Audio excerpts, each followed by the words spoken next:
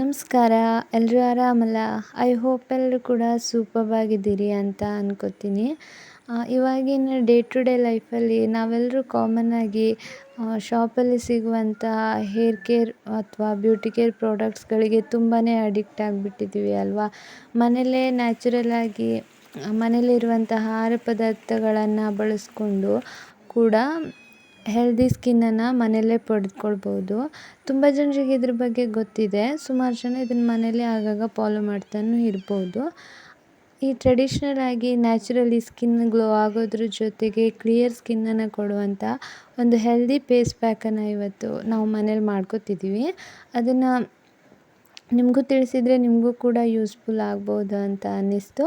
ಹಾಗಾಗಿ ಈ ವಿಡಿಯೋನ ಮಾಡ್ತಿದ್ದೀವಿ, ಆಯಿತಾ? ಈ ಫೇಸ್ ಪ್ಯಾಕ್ ಮಾಡ್ಕೊಳ್ಳೋದಕ್ಕೆ ಏನೇನು ಬೇಕು ಅಂತಂದರೆ, ಒಂದು ಅರಿಶಿಣದ ಕೊಂಬು, ಕಡಲೆ ಹಿಟ್ಟು, ನೆನೆಸಿಟ್ಟಿರೋ ರಾಗಿ, ಒಂದು ಅರ್ಧ ನಿಂಬೆಹಣ್ಣು, ಒಂದು ಅರ್ಧ ಚಮಚ ಜೇನುತುಪ್ಪ, ಹಾಗೆ ಗುಲಾಬಿ ಹೂವಿನ ಹೆಸರು ಮತ್ತು ಒಂದು ಚಮಚ ಮೊಸರು. ಇದಿಷ್ಟನ್ನು ನೀಟಾಗಿ ಕಲ್ಲಿದ್ದರೆ ಕಲ್ಲಲ್ಲಿ ರುಬ್ಕೊಂಡು ಅಥವಾ ನೀಟಾಗಿ ಮಿಕ್ಸಿಲೂ ಕೂಡ ಗ್ರೈಂಡ್ ಮಾಡ್ಕೊಳ್ಬೋದು. ಈ ವಿಡಿಯೋನ ತೋಟದಲ್ಲಿ ಹೋಗಿ ಮಾಡಿರೋದು.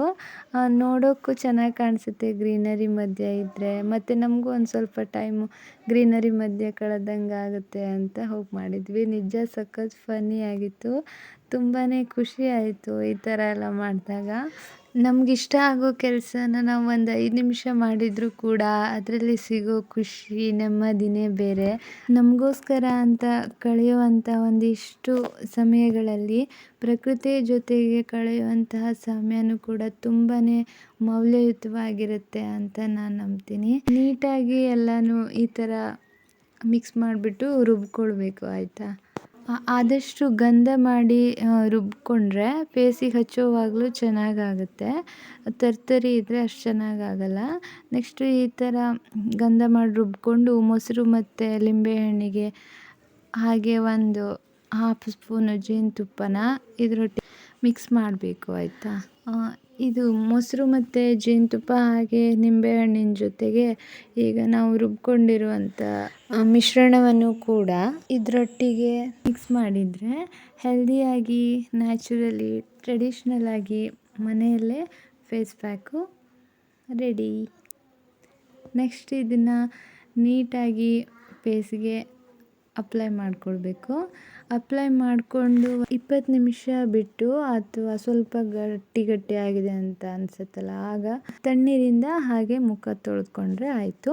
Day by day skin glow ಕೂಡ ಆಗ್ತಾ ಹೋಗುತ್ತೆ, ಕ್ಲಿಯರ್ ಕೂಡ ಆಗುತ್ತೆ. ಈ ಥರ ಟ್ರೆಡಿಷ್ನಲ್ ಆಗಿ ಬ್ಯೂಟಿ ಕೇರ್ ಆಗಿರ್ಬೋದು, ಹೇರ್ ಕೇರ್ ಟಿಪ್ಸ್ಗಳನ್ನು ಫಾಲೋ ಮಾಡೋದ್ರ ಜೊತೆಗೆ ಒಳ್ಳೆ ಫುಡ್ ಹ್ಯಾಬಿಟನ್ನು ಕೂಡ ರೂಢಿಸ್ಕೊಂಡಾಗ ಡೆಫಿನೆಟ್ಲಿ ರಿಸಲ್ಟು ವಂಡರ್ಫುಲ್ ಆಗಿ ಸಿಗ್ತಾ ಹೋಗುತ್ತೆ. ಐ ಹೋಪ್ ನಿಮಗೆ ಈ ವಿಡಿಯೋ ಯೂಸ್ಫುಲ್ ಆಗಿರುತ್ತೆ ಅಂತ ಅನ್ಕೋತೀನಿ. ಎಲ್ರಿಗೂ ಒಳ್ಳೆಯದಾಗಲಿ. ನಮಸ್ಕಾರ.